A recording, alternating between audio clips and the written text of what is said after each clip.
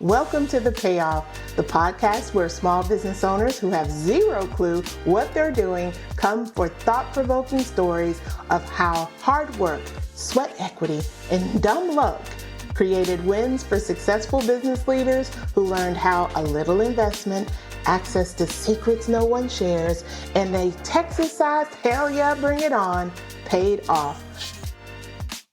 I'm your host, Cynthia Nevels, the CEO of Integrality and a senior business advisor for the Goldman Sachs 1 Million Black Women program.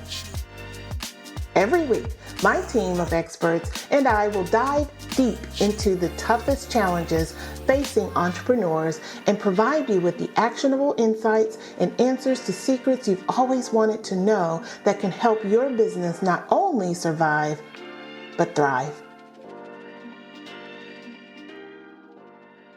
Welcome to The Payoff. I'm Cynthia Nevels, your host. We're here for another fantastic episode with another fantastic founder, and I can't wait to give you guys the tea like I always do on the real world of entrepreneurship in building 6- and 7-figure businesses. This is not a game, my friends.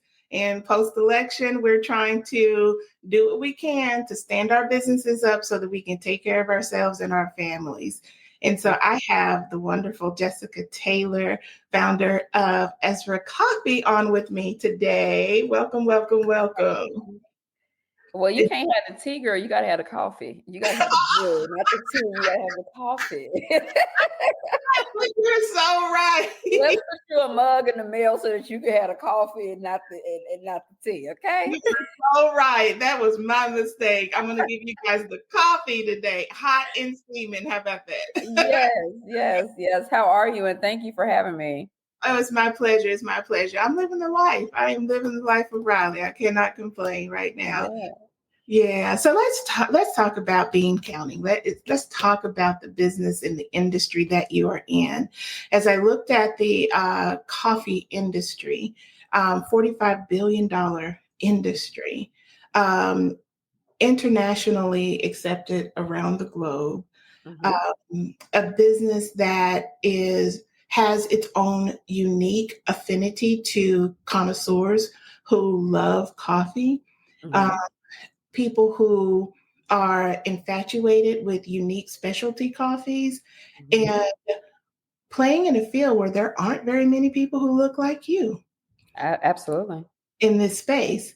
And so I want to dig deep into what that feels like, what that looks like, and what does it take to grow a business, a consumer goods product business in this industry in the 21st century. And Absolutely. And so you brought up some great points. So I love people who are into data and start with that on the side. So a few things is 45 billion, but the projections that's going to be 121. So for me, yes, what does it take?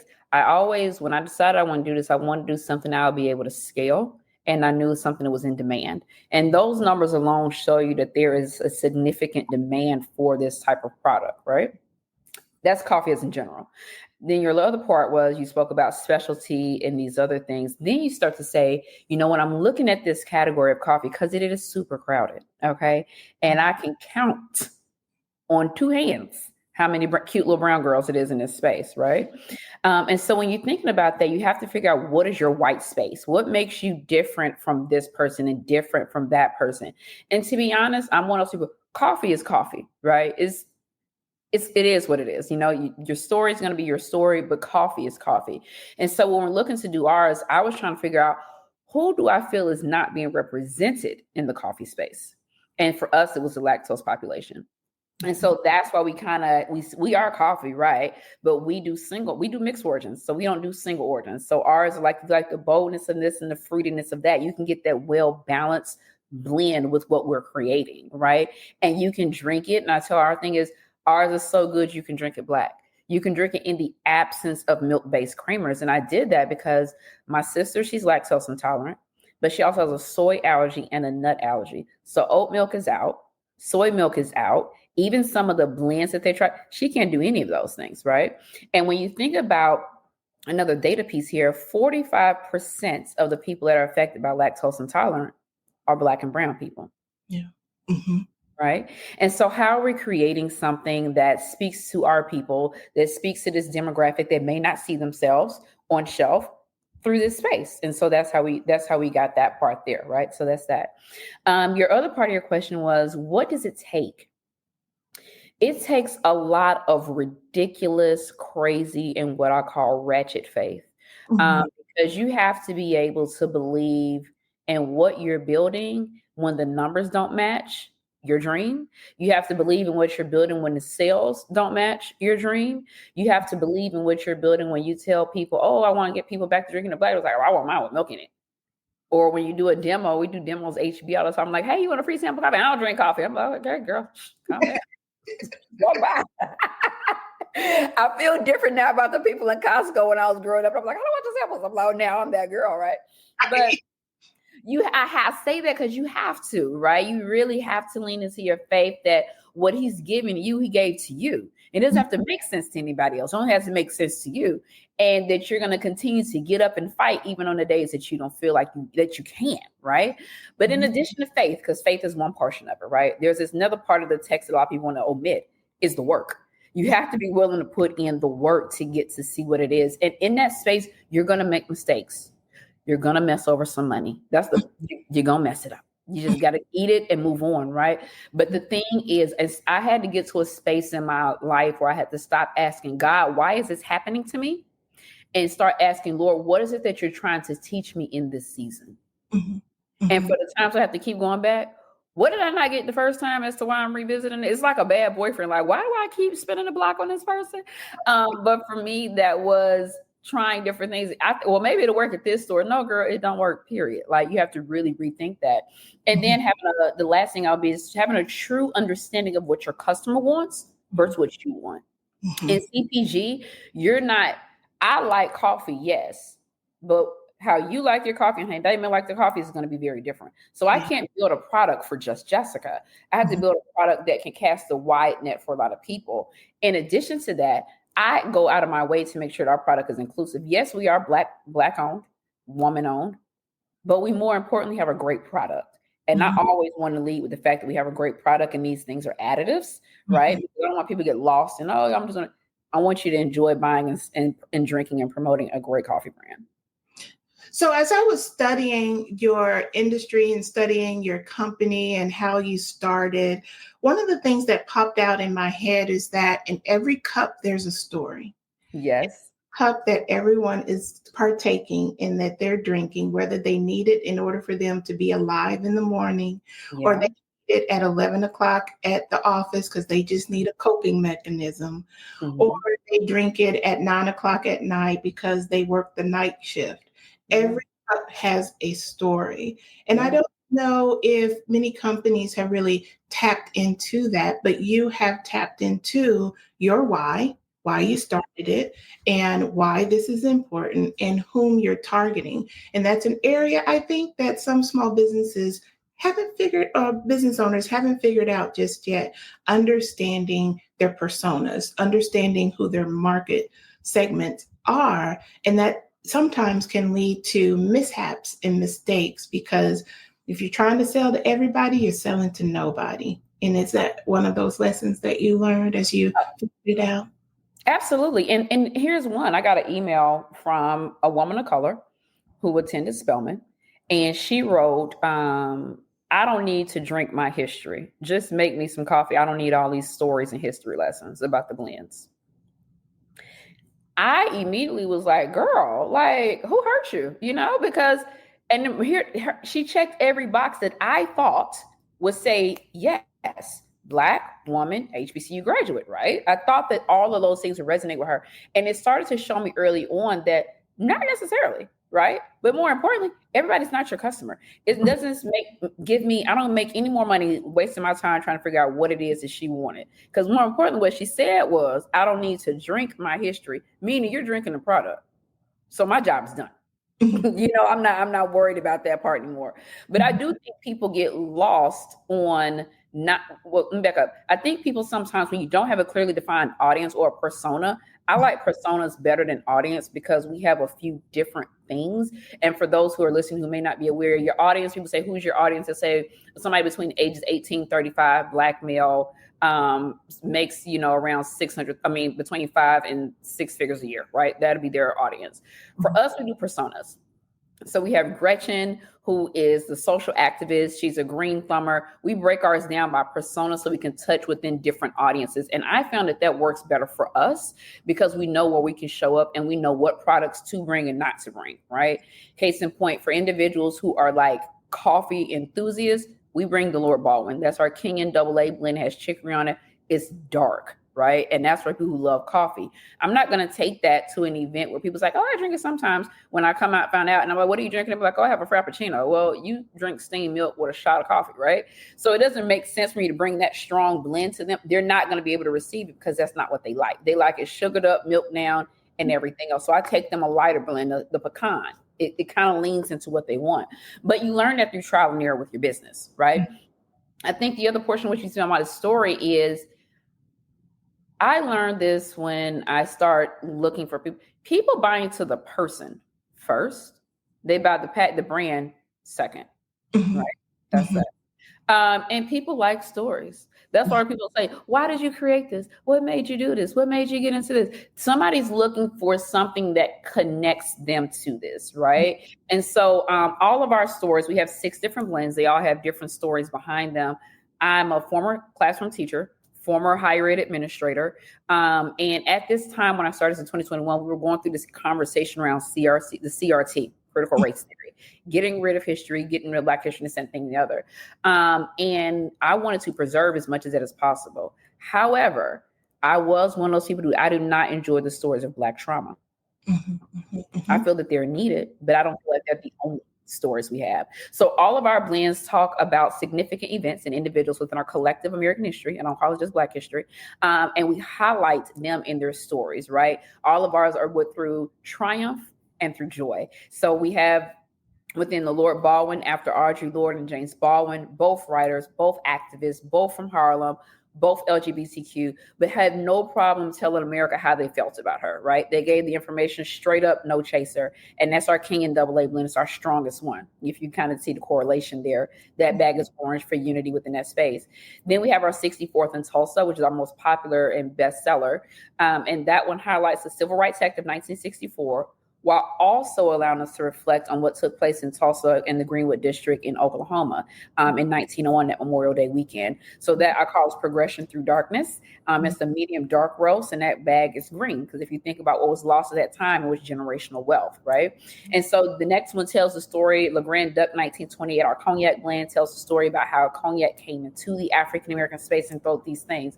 But I really wanted people to leave with something. I remember my granddad used to read the newspaper every morning, and he would sip some coffee. If you look at old gangster movies, Frank Lucas is sitting in that diner with his cup of coffee and newspaper. At that time, for Black people, that cup of coffee in the morning was a moment of stillness. It was a moment of being able to plan, prepare for whatever it was that you were about to get in front of. But more importantly, it gave you an opportunity to be able to educate on yourself on things that we don't. In this space right now, we wake up and open that phone. We wake up and we run out the bed. And so no matter what time of day you're drinking it, because many people drink our cognac blends at night and they do them old fashions, I wanted you to still be able to flip that bag over and take something in. And all of those different Gahania and drinker symbols on the back, they change with each blend. So we got Wawa Aba for perseverance. We got Duefe for femininity. We got Epa for justice. And they change on the bag based on the stores as well. So there are 2 things that I draw from that, and this comes from a little bit of history and working with a Black-owned, woman-owned consumer good product brand that heavily relied upon the affinity to Blackness. And what I mean by that sometimes bitter in the ass. And I'll explain what I mean by that. It meant that it worked until it didn't work. Yeah. Worked when she first launched, and this was around the George Floyd situation that we were all going through, the trauma that we experienced. And she launched her business, and it was centered around the message. and it was leaning into militant and Black power and buy my goods and using the word I do not like, support my Black business. And that worked. And she was able to reach six figures within an 8-month period from launching because of that. But then when that was all quiet and settled, she couldn't no longer rely on just that message, because people were like, okay, girl, that's all good. I know you're Black owned, but what else? What else is there? And that is what some, I believe, are facing in the industry, is that you can't solely rely on just that factor. There's got to be more to the story, whether it's related to quality, whether it's related to an affinity for the founder, whether it's related to price point. There's got to be more to it. Yeah, I totally agree. And with us being a pandemic baby, it's absolutely true. But my parents are entrepreneurs, so I kind of had an understanding of how this kind of goes. It's cyclical, right? It's a wave. Something happened, everybody jumps on it and moves up. Something happened, everybody jumps on it and moves up. And that's just kind of how it moves through, right? But the thing about it is, too, it's with anything. I'm not going to even just say Black. I'm just going to go on and anything. The first time you buy it because, it was cool. I want to support. That's why I bought it the first time. But what's going to make them come back second time, the third time, the fourth time? And so that's why even through this conversation, see, we have a good product. I didn't care what that stuff, I liked all of that. Is it good? Because I don't care if it's Black on woman or not. If it's not good, I'm not buying it. Right? If you don't have good customer service, I'm not buying it. And so I knew that. So I had to think from other people, right? More importantly, guess what? Black people don't really drink that much coffee. Black people are more tea drinkers than anything. Something I found out after I started a coffee business. Why it's important to sample larger groups of people and not just to focus your circle. Issue number one, lesson number one, do multiple, and I'm gonna come back to that, do multiple sample sizes. That's an area I did not do and got smacked. But my point was, my product has to be inclusive, and everybody don't want to hear Black history when they drink coffee, but they do want to make sure that it's good. From there, I can move on. But I also, that goes to knowing your audience, like, you got to know how to position and stuff. One thing that we do that's near and dear to me is we provide scholarships to students. Ezra means he who helps in Hebrew. That's that. So we are faith-based. It's very clear. And we use a portion of our proceeds to provide students to, scholarships to kids who attend 4-year accredited universities who receive holds on their accounts. So that's our give back. Moves more people than anything else, when they, and because we're about to send out our announcement, when they see those babies going back to school, it connects, because everybody had a moment where you was like, I don't know if I'm gonna be able to do this next semester, right? And so that's what it is. And so that more so brings people to what it is that we have going on versus just, we're Black owned. And I have a lot of friends who, like I said, and the thing is too, here's the next thing. When I tell you I'm so thankful that the Lord be slapping me early, I appreciate it, because if we started in the pandemic, we took off well, right? But we always were kind of like this all the way through, right? So I got kind of okay with this. I saw a lot of Black owned businesses that jumped out on Tuesday and was doing this on Saturday. Okay. Yeah.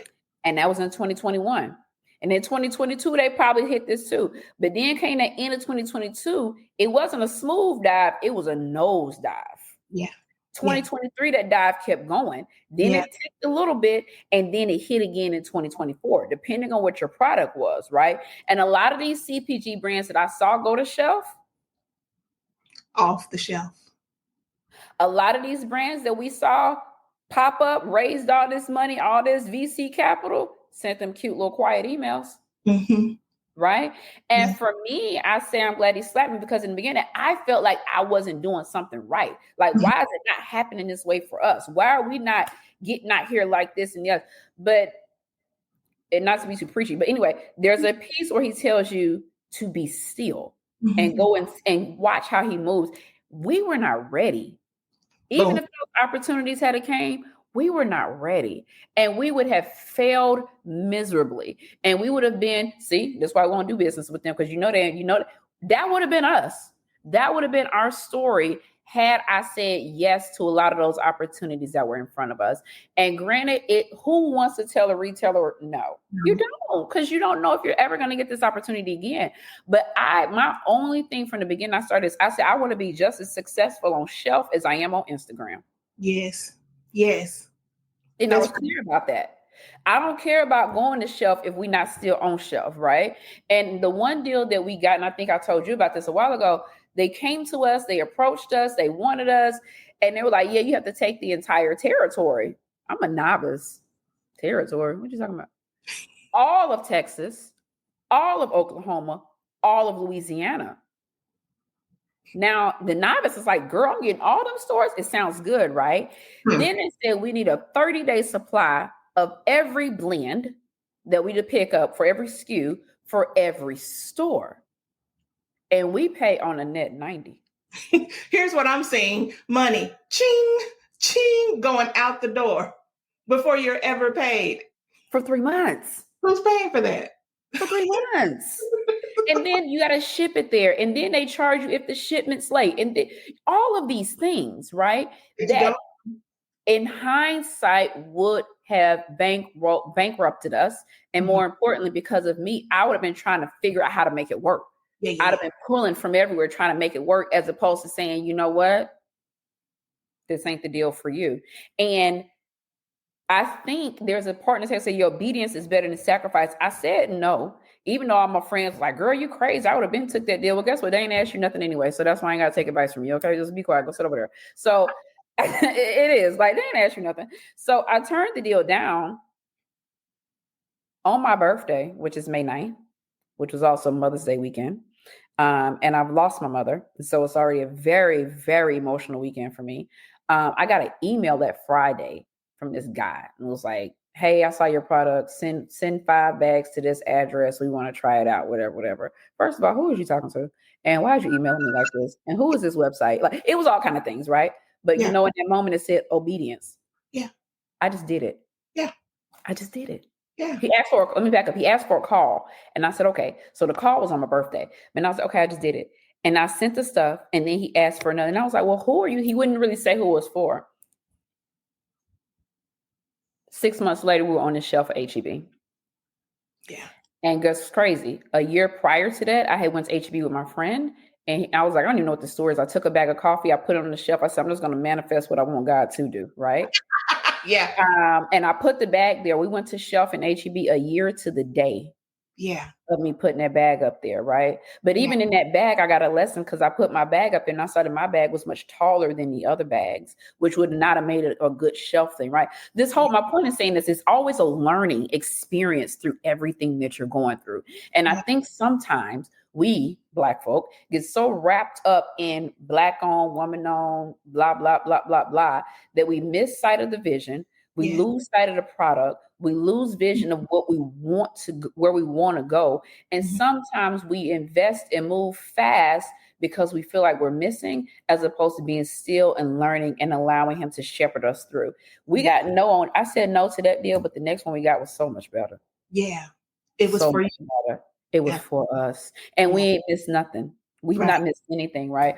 And so I say, in that thing too, is what is the end game? What is the goal? What is the goal? Because once you get the shelf, you still got to sell that stuff. When y'all see me going to ATV, when y'all see me in these grocery stores on the weekend, when I'd much rather be with my homegirls at Chapman and Kirby, or wherever else we supposed to be on the weekends doing ratchet things, I'm in here passing out samples. Like, I need you to get it because I need people to be in front of. I need them to taste this product. Yeah. So everything that you've touched on is something that I have talked to Melissa Bradley from 1863 Ventures. Oh, I love her. Yes, I do too. And I'm grateful for her leading the charge for us. But it was centered around us not being ready and not truly understanding this space and dying to get into this space without truly understanding what are you trying to dive into before you do. And so that happens quite frequently. But I want to step back and I want to talk about something that is really real that stays on top of my mind. And that is when you speak of those who say yes to the opportunities, they skyrocket to growth, that they are limping along to serve and stay on top, and then they nosedive to the bottom, and then they're on Instagram with Save My Business because I'm Black. You can't do that. What they don't understand about that messaging is a couple of things. One, what you're telling people who run successful enterprises is you weren't ready. And now you're going to the people to say, save me. That is a whole different message versus I knew what I was doing. I made mistakes. Here's where I'm going to correct it and fix it. That's two different messages, and it happens quite frequently. I see across social media, and that's because I don't think that they have learned. Attention small business owners. Is your website outdated or is your marketing falling short, costing you valuable customers? At Mad Mind Studios, we specialize in creating custom websites and marketing strategies that drive results. Right now, we're offering a free consultation and marketing audit to help you get on track. Don't miss out on this opportunity to elevate your business. Visit madmindstudios.com or call us today at 310-402-1613 to schedule your free consultation. Mad Mind Studios, where your growth is our business. Well, I also think there's two things, right? There's a conversation of ego, and then there's a conversation of knowledge and expertise. We have a lot of people who are, because of social media, have been positioned to be thought leaders, who have been positioned to be influencers and informers of decisions of things that they know nothing about. And if you're not careful, and if you don't do your due diligence, you will end up buying courses, calling folk mentors, sitting up under people who can't even do nothing for you. They're using your course money to pay their bills, right? And I've seen a lot of that with people, not ideal. And I don't even always think that it's bad intention. I think we all just want to help each other. We all just want to be able to be a resource to each other. We all just want to be able to get out and say, I pulled somebody along the way. That's just who we are as a person. We saw that with the election. That's who we are. But sometimes we have to say, Cynthia, I want to pull you, but let me connect you to my other friend who's more experienced in what it is that you need help in, as opposed to me trying to cosplay like I can do it. Let me pull you and put you over here. And when I put you over here, I don't need you to forget about me when you come up.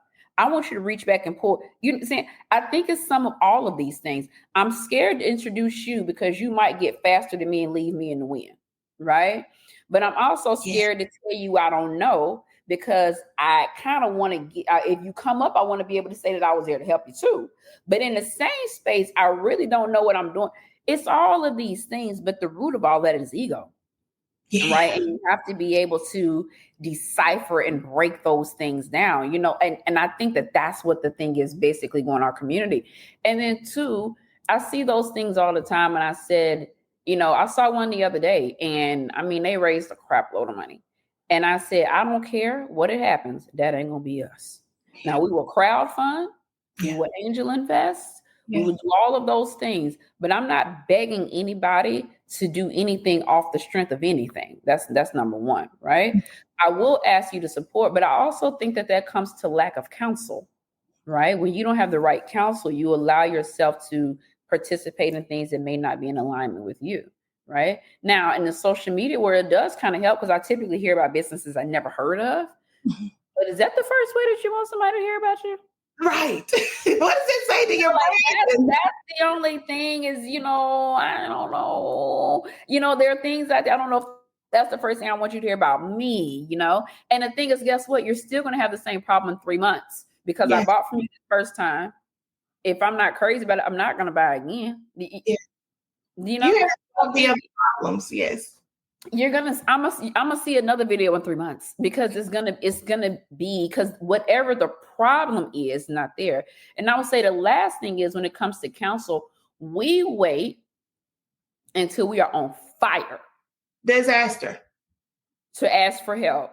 And then when we on fire, we want the person that's helping us to extinguish it today. And I can even be honest in some of my own stuff too, right? Like, we could be in different spaces, but you know what the thing for me is? I wanted to learn everything, right, wrong, or indifferent. Some people say you don't need to know all parts of your business. Yes, I do. I need to know how to do everything. I wanted that for me.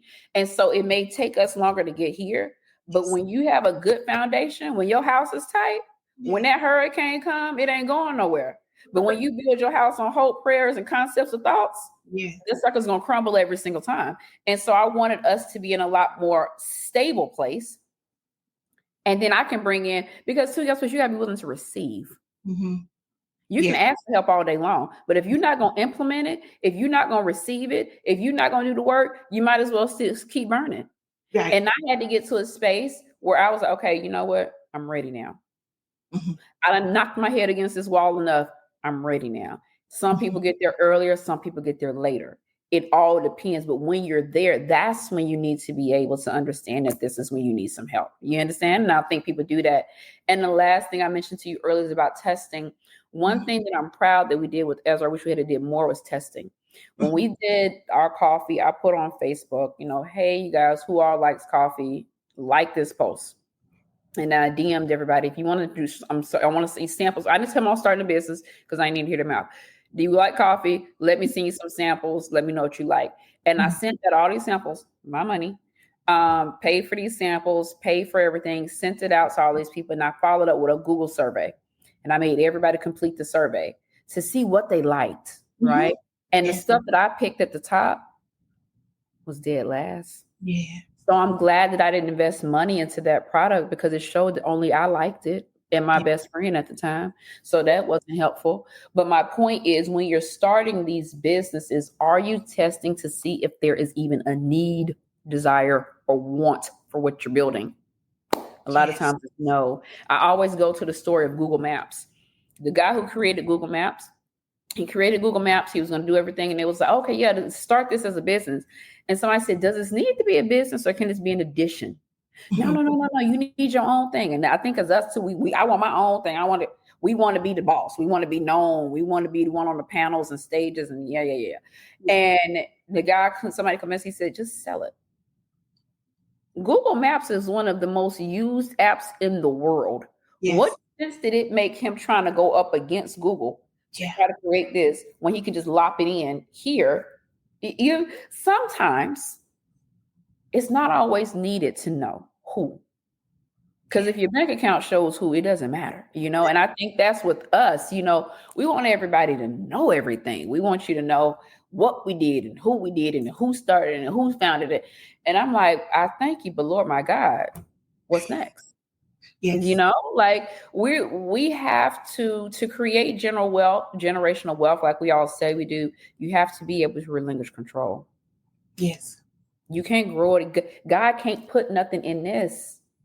You got to open your hand so that he can lay. And he's not always just laying money. Sometimes he's laying people. He's laying relationships. He's laying avenues. He's laying the next iteration of Ezra. What I have dreamed and prayed about is so much bigger than selling bags of coffee in retail shelves.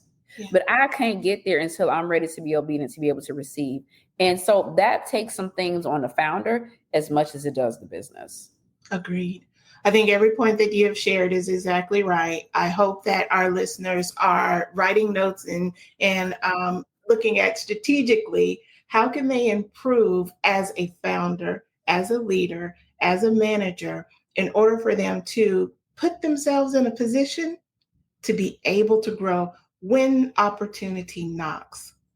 You're right. I'm confident that if it's for you, it won't pass you. Yes. Opportunity knocks, it doesn't knock one time. And I think that's something we think. It is, I'm only going to get it this one time. Another thing, a nugget I would put out there, if something comes to you and you are not ready, take down that person's email. This is what I do. One of my little nuggets. Take their email down. We send out a quarter report every quarter. I know it's cumbersome, it's time consuming, but I make sure that I just stay on I stay on their mind. I stay on their mind. I stay engaged with them. Because you never know what might just pop up and they're like, you know what? That's that girl from over there. So many things have come up from us that way, right?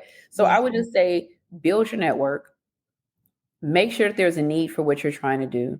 Make sure that you are strong enough to be the face, the middle, and the back. You don't need to be it all the time, but at some point you might need to do that. Yes. And more importantly, ground yourself in a board of directors of people that are around you that can speak into you, that can also tell you, like, you need to think about this differently. You need to do something else, who are smarter than you or who have done what you want to do. And then on all things, give yourself grace. Because if you're not giving yourself grace, you're going to continue to falter and wear yourself thin every time a mistake or something pops up. You got to be able to fail today and get back up on Tuesday and be like, ain't nothing ever happened. And I'm ready to go. I love it. This has been fantastic. I know our time has come. I think we've dropped some wonderful gems for our listeners. Reality. We need a reality check. How about that? Listen, I'm here for it. I love it. I wish you all the success in the world. I love what you've been able to accomplish. And the world is your cup. Let's fill it. Amen. Thank you. Thank you for having me. I appreciate it. Thank you for tuning in to The Payoff. Now you know what to do. Go ahead and hit the like or subscribe button. Or leave us a review and let us know your thoughts on the latest discussion. We have more secrets to share, so stay tuned for another episode. We'll keep sharing how business leaders turn challenges into opportunities week after week.